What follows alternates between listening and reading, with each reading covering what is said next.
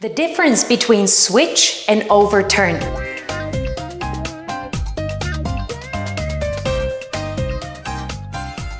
We predominantly use switches and overturns in cha-cha-cha, rumba, and samba, but they are very, very commonly met in the jive and paso doble as well.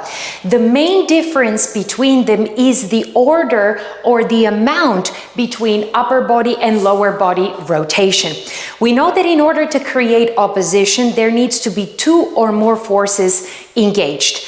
In dance, often we speak about the upper part from the hips up and the lower part from the hips below. In switches and overturns, we play a lot with the amount of rotation of those two parts. So stand on one leg and now just rotate the upper part as much as you can without taking the hips with you.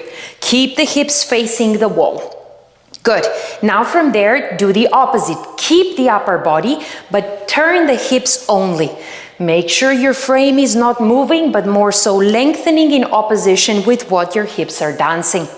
When you do a switch or an overturn, there is a clear order with which you are dancing those rotations. If we use cha-cha-cha as our example, when we have, let's say, a lock step that goes into a back switch prior to us continuing into another lock step. Let's try this together. Standing right leg, lock step on the left, back walk into switch, lock step again.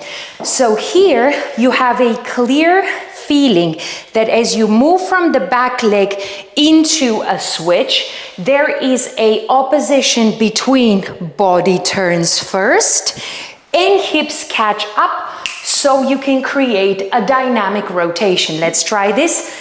Make a walk on the right leg back. Torso turns first, hips follow, and then you continue into your lock step. In the conclusion of the switch, meaning this moment, your top and your bottom should be turned different amounts. Your hips are way further than your torso. So if I dance it facing you, you could see that my hips are further rotated than my torso, which is staying with you. That defines what a switch is. Switches have more rotation in the hip than in the top. If from there, now you continue into a lock step, cha-cha one, that leads you into an overturn to walk forward and continue into the next segment. Now we meet the opposite order. From here, once you actually go into that overturn, you will feel that this time your top is turned more than your bottom part prior to you coming back and walking into the next direction. So you should feel that clear definition between the two.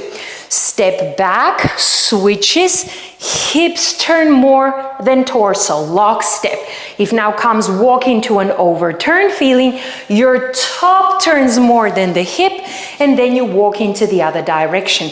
You could use this very often into an overturn in rumba as well, where you have this pattern. I'm sure you've danced it before, and this is exactly what happens here. Your torso turns further. 1, 2, 3. Here your torso turns further than the hips, and then the hips catch on. So now you have a great dynamic and speed change.